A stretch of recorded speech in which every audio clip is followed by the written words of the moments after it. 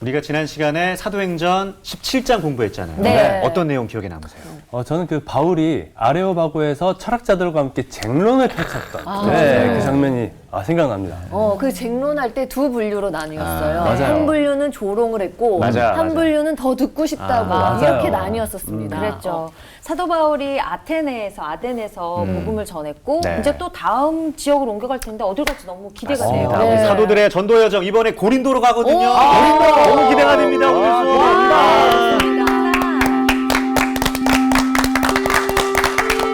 안녕하세요. 안녕하세요. 별일 없죠? 잘 지내고 있죠? 지난 시간에 우리가 사도행전 17장 공부했고 오늘 이제 18장으로 넘어가는데 바울 사도가 고린도에서 전도한 이야기를 다루게 될 텐데요. 여행 좋아하세요? 못 가서 안달이네요. 굉장히 좋아하네요. 네. 여행이 좋은 점 뭐예요? 뭔가 일탈하는 일탈. 맞아요. 약간 일상을 잊게 되는. 되는. 일상을 그렇죠. 잊고. 예. 여행 가는 이유는 그럼 일상에서 벗어나고 약간 네. 리프레시, 재충전. 자유로움을 좀 느끼고 결국 싶어서. 이제 돌아오기 위한 거죠. 그렇네요. 돌아올 생각을 못했습니다. 네, 돌아올 생각이 별로 없었어요. 안 돌아온 방랑 아니에요? 여행은 그렇죠. 그러니까 이제 어떻게 보면은 내가 어떤 목적지 여행이라고 하는 것은 목적지를 향해 가고 그리고 돌아오고 하는 과정인데 바울 사도의 경우에 이제 여행을 한다고 얘기할 수가 없는데 우리가 여행을 하면 두 종류의 여행자들이 있어요. 하나는 정확하게 계획을 세워놓고 그대로 움직여야 안심이 되는 사람. 계획형. 계획형. 계획형. 또 하나는 듬성듬성 계획 세워놓고 여행 중에 우발적으로 일어나는 사건에 자기를 맡기며 가는 사람들이 즉흥형. 즉흥형. 그런데 어쨌든 바울 사도도 자기가 계획을 세워가지고 움직이질 못합니다. 상황의 변화에 따라서 순응할 수밖에 없어요. 어떤 때는 성령께서 막으시기도 하고 그 길을 내가 가려고 하는 길을 막으시기도 하고 전혀 예측하지 못했는데 마케도냐 사람 하나가 환상 중에 이리로 건너와서 우리를 도와달라. 그러니까 여정을 완전히 방향을 바꾸기도 하고 어디 가가지고 머물면서 사람들을 가르치지만은 박해 때문에 부득이 피할 수밖에 없고 그러니까 바울 사도의 여정도 전혀 예기치 못하는 사건의 연속이었다. 이렇게 보여집니다. 오늘 수업 사도행전 33강 고린도 선교 그리고 그 이후. 오늘 고린도에서는 어떤 일이 벌어질는지 흥미진진한데요. 조금 읽으면서 공부를 해봅시다. 정훈 학생이 4절까지 읽어주고 나온 학생이 11절까지 읽어주세요. 그 후에 바울이 아덴을 떠나 고린도에 이르러 아굴라라 하는 본도에서 난 유대인 한 사람을 만나니 글라우디오가 모든 유대인을 명하여 로마에서 떠나라 한 고로 그가 그 안에 브리스길라와 함께 이달리아로부터 새로 온지라 바울이 그들에게 감해 생업이 같으므로 함께 살며 일을 하니 그 생업은 천막을 만드는 것이더라. 안식일마다 바울이 회당에서 강론하고 유대인과 헬라인을 권면하니라. 실라와 디모데가 마게도냐로부터 내려오매 바울이 하나님의 말씀에 붙잡혀 유대인들에게 예수는 그리스도라 밝히 증언하니 그들이 대적하여 비방하거늘 바울이 옷을 털면서 이르되 너희 피가 너희 머리로 돌아갈 것이요 나는 깨끗하니라. 이후에는 이방인에게로 가리라 하고 거기서 옮겨 하나님을 경외하는 디도 유스도라 하는 사람의 집에 들어가니 그 집은 회당 옆이라.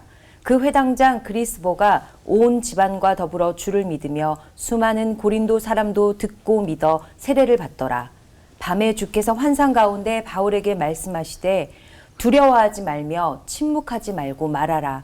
내가 너와 함께 있음에 어떤 사람도 너를 대적하여 해롭게 할 자가 없을 것이니 이는 이 성 중에 내 백성이 많음이라 하시더라. 1년 6개월을 머물며 그들 가운데서 하나님의 말씀을 가르치니라. 네, 바울이 아테네를 떠나서 고린도에 이르게 됩니다. 고린도라고 하는 건 많이 들어봤죠. 고린도라고 하는 것은 매우 매력적인 장소 지역입니다. 근데 특이한 지형이라고 얘기할 수 있겠는데 왜 특이하다고 하냐면 이렇게 볼까요? 그리스 이제 본토가 이렇게 있다고 생각을 해봐요. 네. 그리고 그리스 이쪽으로 해야겠네. 이쪽으로 이렇게 이게 이제 펠로폰네소스 반도입니다. 이 둘이 이어져 있어요. 이렇게. 네. 이게 그리스 본토이고 여기는 이제 펠로폰네소스인데 네. 이 펠로폰네소스는 뭐로 유명하냐면 여기가 과거에 스파르타. 아테네는 여기에 있고 여기는 스파르타가 있던 곳이기 때문에 유명한데 네. 여기 이제 그 아주 짧게 지형적으로 아주 짧게 이렇게 연결돼 있어요. 아주 이것도 일부러 제가 크게 해놨지만 아주 짧은 지형입니다. 네. 그러니까 여기는 어떤 바다냐면 에게해라고 얘기하고 네. 여기는 아드리아 해입니다. 바다가 이렇게 있어요. 근데 여러분 여기에서 이제 항해하는 배들이 펠로폰네소스 반도를 이렇게 거쳐서 이렇게 넘어가려면 굉장히 멀잖아요. 그렇죠. 네. 네. 여기 굉장히 먼 길입니다. 그러니까 사람들이 유혹이 생겨요. 여기가 이제 이렇게밖에 안 되는데 연결된 게 여기를 딱 건너가면 금방 가잖아요. 네. 그렇죠. 그래서 이 고린도라고 하는 곳이 여기에 항구가 하나 있었는데 그 항구의 이름이 겐그레아라고 하는 항구이고 나중에 이제 겐그레아. 들어보셨어요? 겐그레아라고 하는 거. 또 하나는 반대쪽에 항구 하나가 있는데 레카이온이라는 항구가 있습니다. 이 동쪽에는 겐그레아, 이쪽에는 레카이온이라고 하는 항구가 있었습니다. 그러니까 아까 얘기한 대로 사람들이 여기 먼 길을 우회하는 것은 바다도 험하고 해적들의 위험도 있고 또 물류비도 많이 들고 시간도 오래 걸리고 그러니까 여기로 배를 통과시키면 얼마나 좋을까. 그렇죠. 그래서 옛날부터 운하를 파는 일이 있었어요. 네로 시대에도 운하를 파고 뭐 네. 과거에 운하를 파가지고 배를 운행하면 좋겠다. 근데 번번이 실패합니다. 이게 잘 안 됐어요. 근데 여러분 지금 고린도에 가보는 분들은 고린도 운하를 볼 수가 있어요. 협곡 사이에 배가 갑니다. 예인선이 큰 배를 끌고 가는 걸 볼 수 있거든요. 이게 이제 이렇게 열린 거예요. 근데 지금의 운하라고 하는 것은 과거에 만든 게 아닙니다. 19세기에 완공이 되거든요. 근데 그 전에 그러면은 우리 포기하자, 안 된다 이렇게 안 했고 사람들은 모험을 했습니다. 뭘 했냐면 요 사이에 그러니까 이 도로를 이제 크게 이렇게 생각을 해봐요. 네. 이렇게 이 도로에다가 네. 뭘 했냐면은 이렇게 이제 폭이 한 6m 혹은 8m쯤 되는 평행되는 길을 홈을 파고 거기에다 통나무 같은 걸 집어넣고 통나무를 집어넣어서 뭘 했냐 배를 육지로 끌어올려서 끌어올려가지고 그럼 예. 끌고 저쪽 해역으로 건너는 거예요. 이렇게 넘기는 너무 어렵다. 근데. 어마어마한 일이죠. 그걸 뭐라고 하냐면 디올 코스라고 얘기하는데 이것만 해도 이거보다 낫다. 그렇죠. 이렇게 얘기했었던 겁니다. 그러니까 조그만 배는 바로 끌고 큰 배는 때때로 해체하기도 하고 또 수많은 사람들이 끌고 거기를 가기도 하고 그랬던 지역입니다. 근데 여러분 우리가 생각해 봐야 될 게 뭐야? 양쪽에 항구가 있어요. 좁은 곳인데. 네. 그러면 배들이 많이 운행할 거 아니에요. 거기를. 배들이 많이 운행합니다. 배들이 운행한다는 건 뭐죠? 사람들이 오간다는 얘기죠. 뭐 동쪽에서도 오고 서쪽에서도 오고 그래요. 그 얘기는 뭐죠? 그 사람들이 가지고 있는 문화들이 막 와서 뭔가 비빔밥 같은 이런 뭐 뭔가 그런 융합이 일어나는 장소라고 얘기할 수 있습니다. 또 항구 도시이니까 미신도 많았겠죠. 왜냐하면 배의 안전을 도모하기 위해서. 그리고 선원들이 먼 항해에서 지쳐서 잠시라도 와서 항구에 머물다 보면은 객고에 시달리니까 술 파는 집도 많았을 거고 저절로 뭔가 음란한 일들이 자주 벌어지기도 하죠. 그래서 고린도 그러면 사람들이 음란한 도시 이유가 또 있었네요. 이유가 다 있었던 거죠. 이렇게 이제 여겨지고 있었다고 얘기할 수 있습니다. 자, 그런데 많은 사람들이 모여들기 시작했고 그 고린도라고 하는 것은 아프로디테 신을 섬기는 이 일이 아주 성행하던 곳이라고 얘기할 수 있습니다. 이 아프로디테라고 하는 신은 원래는 이제 그리스에서 유래한 것이지만은 사실 이 신의 뿌리를 이렇게 거슬러 올라가 보면은 수메르 문명에서는 이난나라고 하는 신이 있었고 바빌로니아 문명 속에서는 이슈타르 그렇게 말하는데 이게 그리스로 넘어오면서부터는 아프로디테 미의 여신 아프로디테로 얘기하고 있는데 근데 대개 이 여신들이 이난나가 되었든 이슈타르가 되었든 여신이잖아요.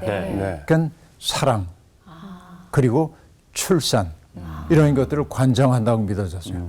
그런데 뜻밖인 게 이 여신, 영원한 여신이 영원한 처녀로 표상됩니다.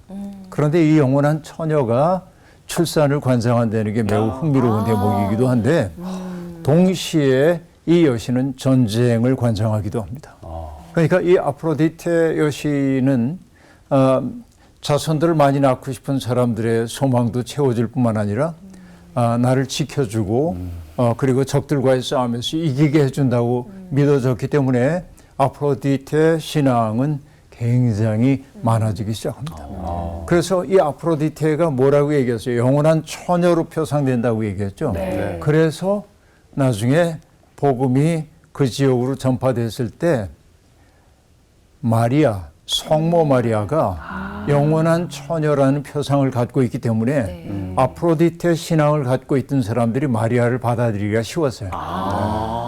이것도 이제 매우 흥미로운 대목 가운데 하나라고 우리들이 볼 수 있는데요. 자, 그런데 그 지역에 바울 사도가 도착을 했습니다. 그리고 누구를 만나는데 아굴라라 하는 본도에서 난 유대인 한 사람을 만나니 본도 그러니까 뭐 어디 뭐랄까 본도 그러면 어떻죠? 지방이 아닌 뭐 서울 이런 데처럼 생각되지만 그게 아니고 폰투스라고 하는 지역이 우리말로 이제 번역될 때 본도가 되었습니다. 흑해안 안에 도시인데 거기 출신의 아굴라라고 하는 사람이 있었고 우리가 알다시피 이 아굴라보다 더 유명한 사람이 그의 아내입니다. 브리스길라 혹은 브리스가라고 얘기하죠. 어느 곳에서는 브리스길라의 이름이 앞에 나오기도 합니다. 그러니까 그만큼 브리스길라의 역할이 컸다고 얘기할 수 있겠는데 아굴라라 하는 본도 출신의 유대인 하나를 만납니다. 이 사람도 원래 흑해연 안에 폰투스 사람이지만 로마에 가서 살았던 것으로 보입니다. 그런데 이 글라우디우스 황제 때 유대인들 추방령이 내리게 됩니다. 그래서 유대인들이 로마를 떠날 수밖에 없었을 때 아내와 함께 고린도로 왔다라고 얘기합니다.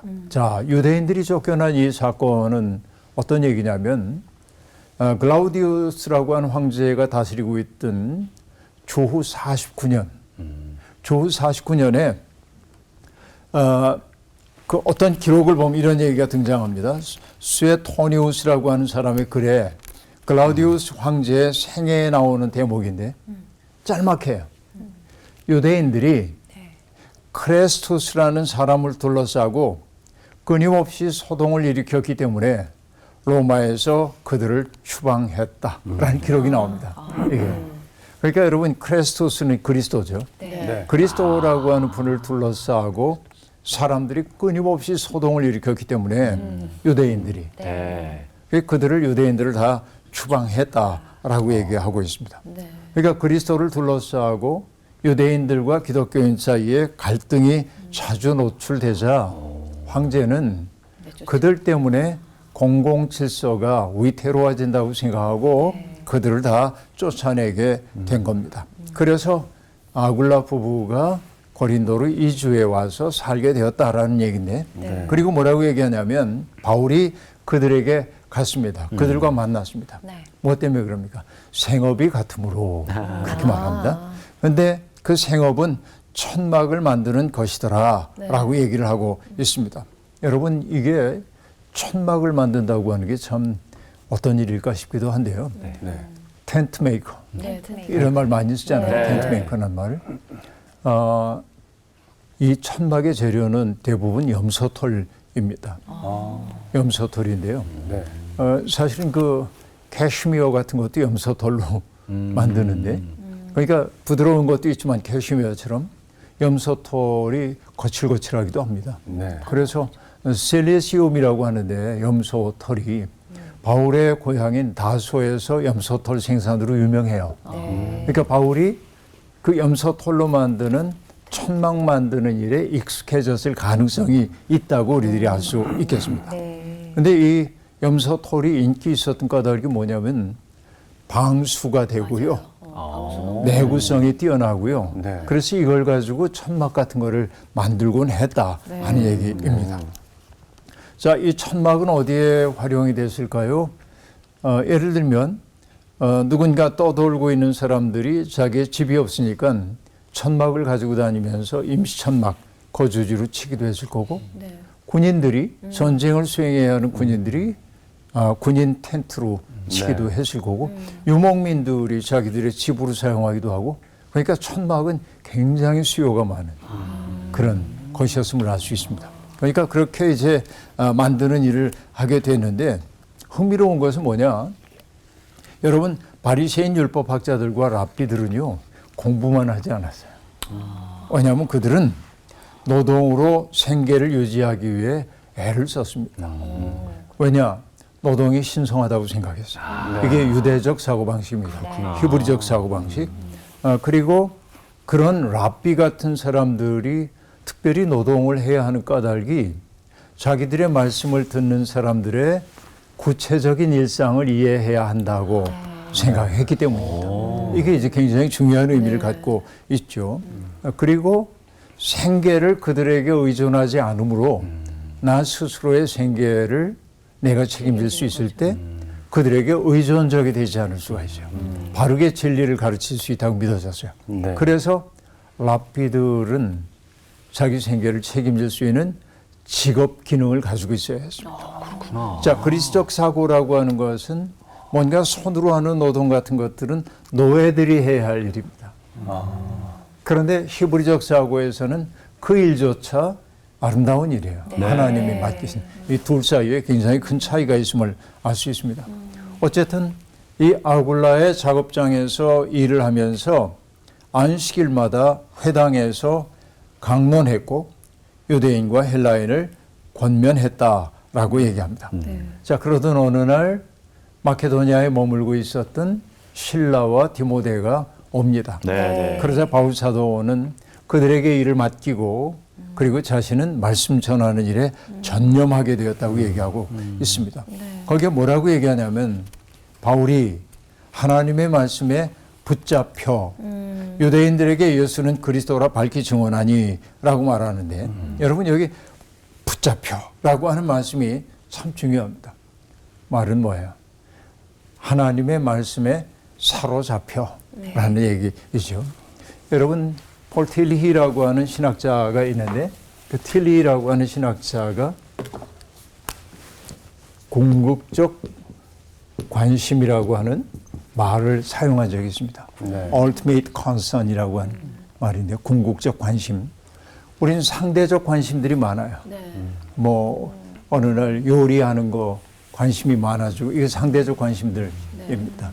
뭐 피아노 치는 거 배운다든지 이런 것들이. 그런데 이것은 뭐 관심이 사라질 수 있습니다.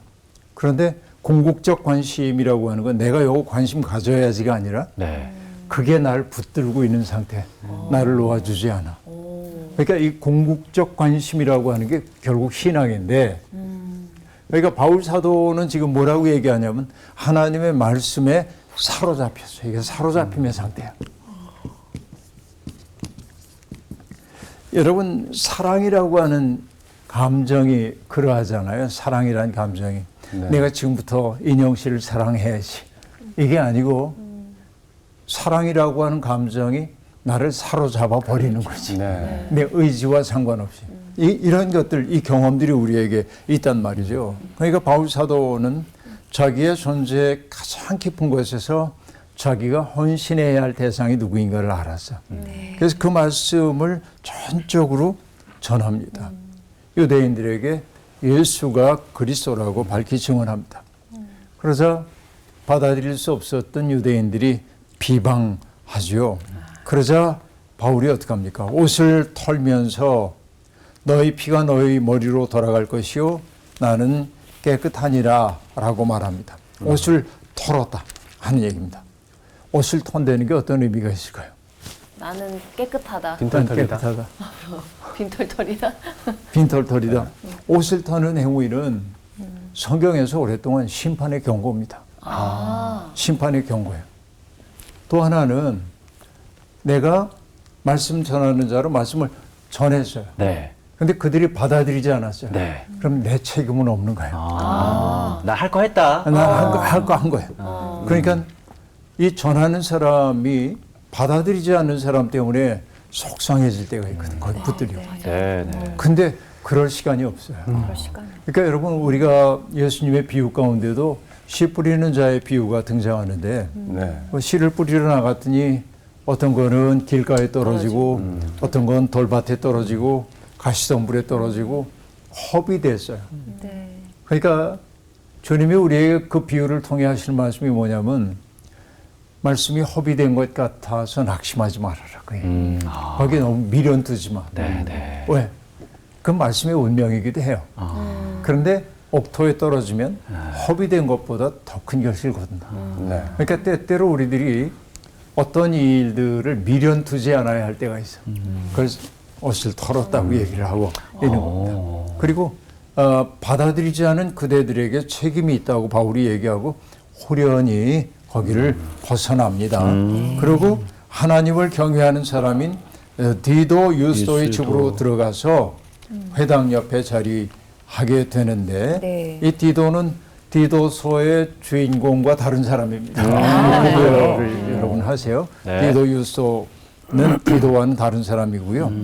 자 그렇게 머물며 얘기를 하자 회당장 그리스보와 그의 온 집이 주님을 믿었다고 얘기하고 있고 수많은 고린도 사람들도 듣고 세례를 받았다고 얘기하고 있습니다. 그런데 뜻밖의 소리가 들려옵니다. 9절과 10절을 보면요. 환상이 보여져요. 두려워하지 말고 침묵하지 말고 말하라. 내가 너와 함께 있음에 어떤 사람도 너를 대적하여 해롭게 할 자가 없을 것이니 이는 이 성중에 내 백성이 많음이라 라고 말합니다.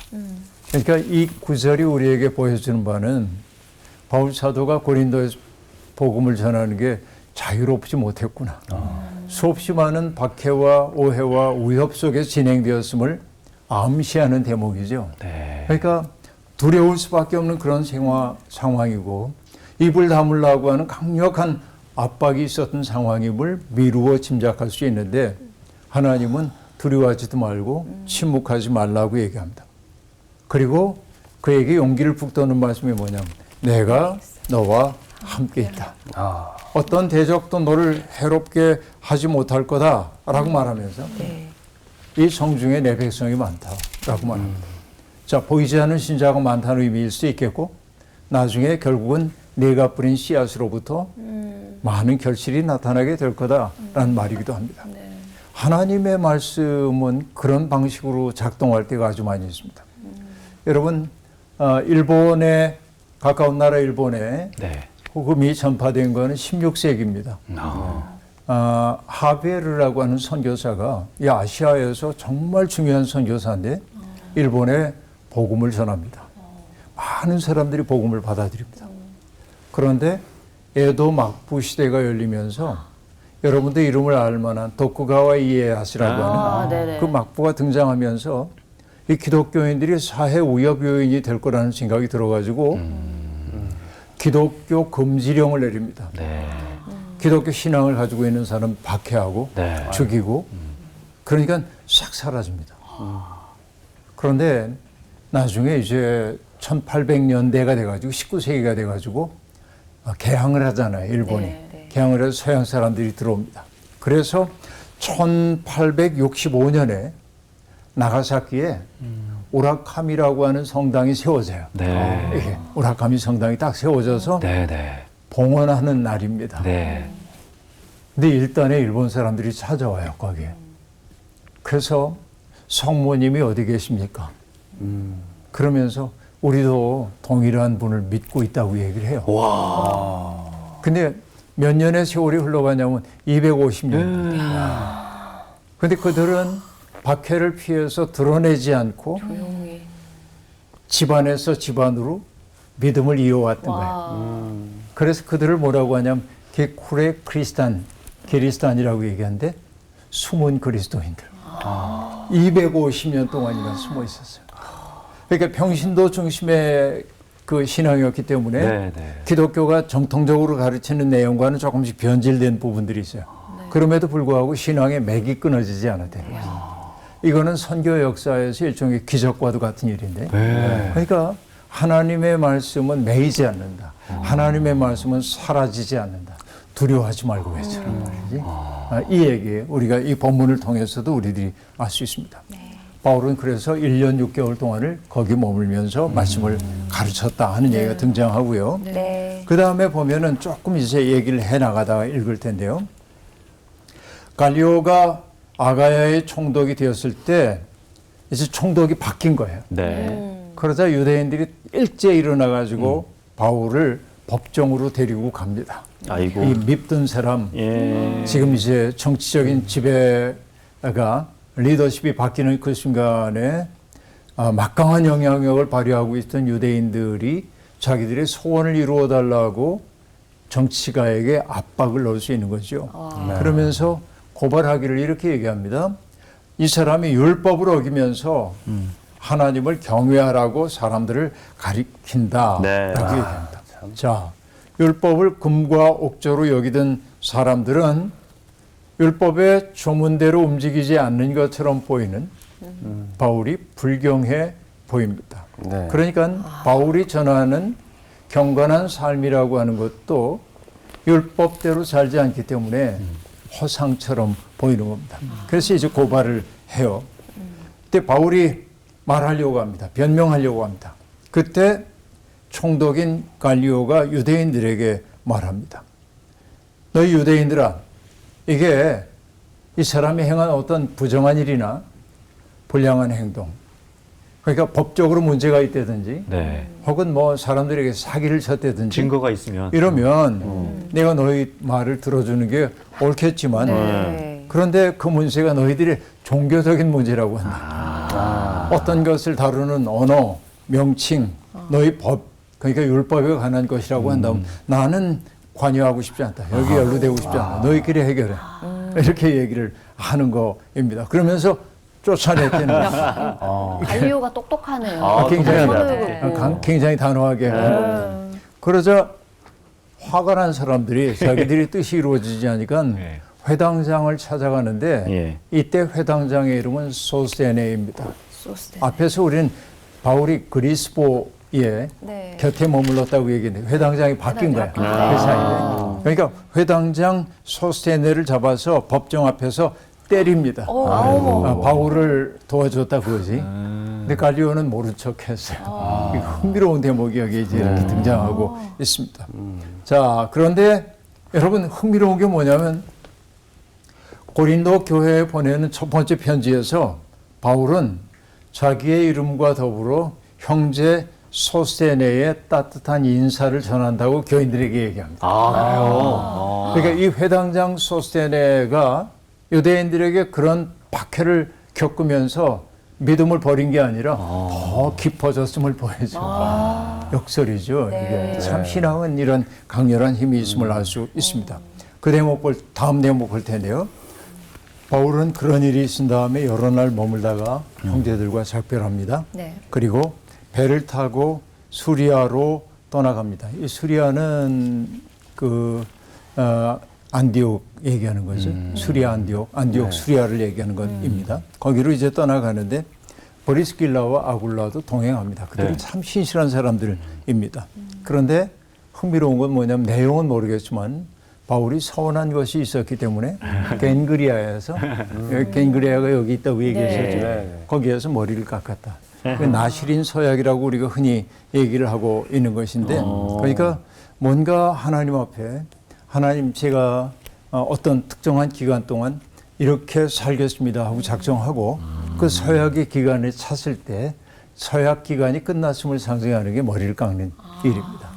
그러니까 바울 사도는 그렇게 하고 하나님 앞에 맹세했던 것을 끝끝내 이루어내고 네. 그리고 갱글레아에서 머리를 깎고 이제는 떠나갔다라고 얘기하고 가다 보니까 어디로 갔냐면 에베소로 올라가게 되는데 굉장히 중요한 장소인데요. 네. 회당에서 잠시 동안 유대인들과 변론을 합니다. 그러자 사람들은 바울에게 우리와 머물면서 더 많은 얘기를 해주세요 하고 부탁하지만 바울은 거절하고 배를 타고 가이사랴로 가서 안디옥으로 돌아갑니다. 네. 그리고 나서 나중에 갈라디아와 부르기아 땅을 차례로 다니며 제자들을 굳게 했다라고 얘기하고 있어요. 바울은 이제 2차 선교 여행이 끝난 거예요. 그래서 이제 에베소를 딱 찍고 갔잖아요. 지금. 네. 3차 전도 여행은 에베소를 향해 가는 것으로 이제 등장하게 되는데 그 이제 막간의 이야기가 24절부터 등장합니다. 갑자기 이제 바울의 얘기를 하다가 딴 사람을 등장시키고 아볼로. 있습니다. 아볼로라고 하는 분. 그분이 어디 출신이라고 얘기하고 있어요? 알렉산드리아. 알렉산드리아. 지금의 이집트의 북부입니다. 제일 꼭대기. 이집트 땅입니다. 네. 애굽. 네. 성경으로 얘기하면. 그럼 여러분 우리가 아프리카 그러면은 좀 아무래도 문명에서 뒤진 것처럼 생각하는 경향이 있잖아요. 네. 그런데 이 당시에 알렉산드리아는 대단한 학문의 중심지입니다. 이게 놀라운 얘기처럼 들릴 텐데 여러분 알렉산더가 세상을 떠난 다음에 대왕이 떠난 다음에 그가 통치하고 있는 영역들을 장군들이 나누어 다스리거든요. 그래서 시리아 지역을 다스렸던 왕조를 셀류커드 왕조라고 얘기하고 이집트 지역을 다스리던 왕조를 프톨레마이어스, 쉽게 프톨레미 이렇게 얘기하는데 이 프톨레미 왕조가 무역을 통해서 막대한 돈을 벌어들입니다. 특히 이제 파피루스 같은 게 나일강에서 나오는 파피루스 같은 걸 가지고 종이 만들고 이런 것들을 통해서 돈을 많이 거둬들이는데 그 프톨레미 왕조의 전성시대에 왕 하나가 뭘 하냐면 세상의 지식을 다 모으고 싶어. 왜? 돈이 많아졌거든요. 그래서 알렉산드리아에 도서관을 지어요. 근데 이 알렉산드리아 도서관이라는 게 어마어마한 도서관입니다. 세계의 모든 지식을 다 수집하고 보존하는 것을 목표로 삼습니다. 이게 불타버린 게 너무 안타까운데 지금은 없나요? 그 당시에 이 알렉산드리아 도서관에 소장되었던 파피루스 두루마리가 40만 권 내지 70만 권이었다고 얘기합니다. 오늘은 이거 별거 아니지만은 고대 세계에 그 정도 규모의 책이 있다고 하는 것은 세계의 모든 지식 다 모은 거라고 얘기할 수 있습니다. 그러다 보니까 그 많이 모으기 위해 하는 일이 뭐예요? 지식인들이 많아야 돼. 어디에 무슨 정보가 있는지. 그리고 사람들을 막 불러와야 돼. 지식인들을. 서기관들도 많이 필요합니다. 그리고 그들이 했던 게 뭐냐면 그 당시에 그 세계를 사용되고 있었던 언어인 헬라어로 그 지식들을 번역하게 하는 거예요. 그러니까 우리가 70인역 성경 얘기하는데 성경을 헬라어로 번역한 게 있는데 그것도 알렉산드리아 도서관이 주도적으로 하는 일입니다. 이게. 그러니까 어마어마한 곳이고 그러니까 이 알렉산드리아에는 세계 도처에서 지식인들이 모여드립니다. 그러니까 이 사람들이 연구소가 있습니다. 뮤지엄이라고 우리가 뮤지엄 지금의 여기에 사람들이 모여가지고 학문을 연구해요. 그러니까 이쪽 지역에서 온 사람과 저쪽 지역에서 온 사람들이 각자의 지혜를 가지고 하다 보니까 융합이 일어나고 정보의 폭발이 일어나요. 그러니까 알렉산드리아 출신이라고 하는 것은 대단한 학문적 지식을 가지고 있어요. 아볼로는 그 출신이에요. 그런 사람이라고 얘기할 수 있겠습니다. 자, 그는 주님의 도를 배웠습니다. 그래서 열심히 예수에 관한 것을 가르치는데 문제는 뭐냐? 요한의 세례를 알 뿐 성령 세례는 알지 못했다라고 말합니다. 자, 그는 지식이 많아요. 모든 걸 풀어서 설명할 수 있어요. 그러니까 구약 성경이 메시아에 대해서 얘기한 것 다 얘기할 수 있고 아주 똑똑한 사람입니다. 그런데 그에게 없는 건 뭐냐면 성령 체험이 없어요. 이게 부족한 거예요. 성령 세례를 받지 못했다 하는 얘기입니다. 근데 거기에 누가 있었냐면 에베소에 바울이 남겨두고 떠났던 브리스길라와 아굴라 부부가 있는데 그 부부가 아볼로를 보니까 엄청 똑똑한 사람이야. 그런데 부족한 게 있어. 네네. 그래서 데려다가 가르칩니다. 이게 아름답잖아요. 이게 질투하지 않고 서로 채워주려고 하고 있는 것이죠. 그래서 하나님의 도를 더 자세히 풀어 설명했다라고 얘기합니다. 자, 이게 뭐 요한의 세례와 성령 세례라고 하는 거 그냥 간단하게 얘기하면 그런 거죠. 요한은 어떤 세례를 베풀었어요? 회개 세례입니다. 다가올 진노를 피하라. 이게 두려운 거예요. 도덕적으로 각성해야 되는 거예요. 근데 성령 세례는 어떻습니까? 우리를 녹여 새로운 사람 만들잖아요. 거듭남. 좀 다른 거예요. 네네. 그러니까 예수 그리스도를 통해 열리고 있는 세계는 사람들에게 두려움을 자아내고 그래서 그들이 내가 어떻게 살아야 될고 고민하면서 도덕적 결단을 하는 세계가 요한의 세례의 세계라고 한다면 예수를 통해 나타나는 성령의 세례라고 하는 것은 어떤 사람의 삶이 총체적으로 하나님의 사랑 속에 녹아져서 새로운 존재로 거듭나게 만드는 거죠. 이게 둘 사이의 차이예요. 그래서 결국 이런 일을 통해서 이제 아볼로는 큰 전도자로 거듭나게 되는 겁니다. 그런데 이 아볼로가 아가야 지방으로 넘어가려고 합니다. 자기의 이제 활동 영역을 넓히려고 할 때 형제들이 에베소에 있는 형제들이 그에게 소개장을 써줍니다. 그래서 이 사람이 가거든 영접해달라고 가게 되고 그가 가자 아가야 지방에 있는 많은 성도들이 이 아볼로로 말미암아 많은 은혜를 받게 됩니다. 자, 무엇 때문에 그러냐면 여러분 삶의 경험, 여러분 이게 이제 삶의 경험이라고 했지만 종교 체험입니다. 네. 그 아볼로에게 부족했던 게 요거예요. 종교체험. 그런데 중요한 게 뭐냐면은 삶의 경험만이 중요한 게 아니라 내 경험을 해석할 수 있는 능력이 필요합니다. 네. 해석의 능력. 이걸 우리는 뭐라고 얘기하냐면 영적 분별력이라고 얘기해요. 해석하고 분별력이 필요해요. 근데 분별력이 부족하게 될 때 종교 체험은 사람들을 오도할 수가 있어요. 너무 뜨거운 열정, 나는 기도하다 뭘 봤다, 들었다 이런 것들 막 자랑하는 사람들이 있어요. 하나님이 내게 말씀하셨어 이런 얘기들. 이게 종교 체험이죠. 신비주의 같은 거네요. 신비주의죠. 모든 신비주의가 나쁘다고 하는 얘기가 아니라 네. 이런 종교 체험이라고 하는 것은 언제나 영적 분별력 없이 그 체험만 강조하게 될 때 굉장히 위험해요. 네.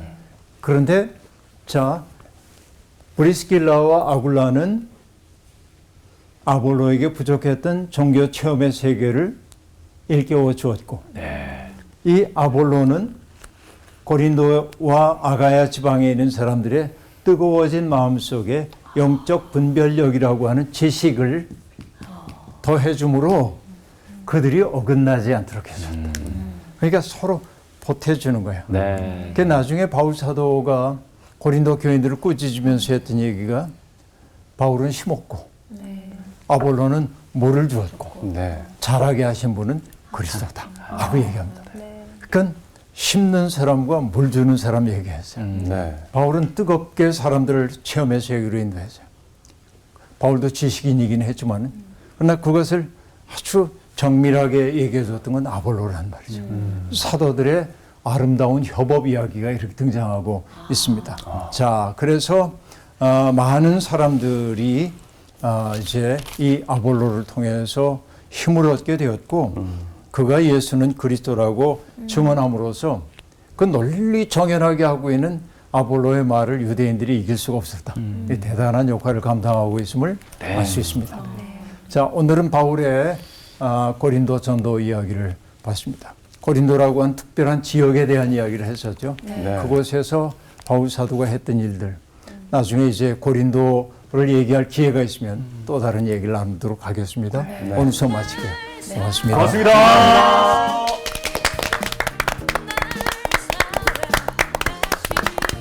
참 전도 여행이라는 게 참 이게 힘들고 지치잖아요. 박해도 많이 받고. 근데 그 와중에 하나님이 주신 그런 환상에 또 힘을 얻어서 더 또 전도할 수 있지 않았나 해서 참 따뜻했어요.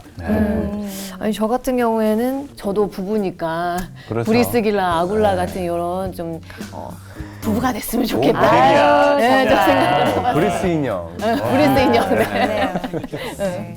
저는 이 사도 바울이 그 궁극적 관심이 말씀에 딱 붙잡혀갖고 결국 그 사로잡혀서 맞아. 그 궁극적 관심이 복음을 전하는 데 있었다는 거 그게 굉장히 네, 와닿았어요. 네. 맞아. 그 궁극적 관심이 이제 말씀이었고, 이제 우리는 또 살면서 여러 가지 이제 일상적 이런 또 관심에 그걸 또 해결하고 맞아요. 그러면 살다 보니까 잊어버릴 때가 있잖아. 놓칠 때가 있어. 그러니까 궁극적 관심을 네. 다시금 좀 회복하고 그 일상의 관심이랑 약간 밸런스를 좀 잘 맞추면서 살면 좋지 않을까. 이런 생각이 듭니다. 네, 좋습니다. 그런 그 워라벨처럼 우리가 그 밸런스를 좀 맞추면서 한 주 동안 또 주님의 사랑으로 또 이겨내시죠. 네. 감사합니다.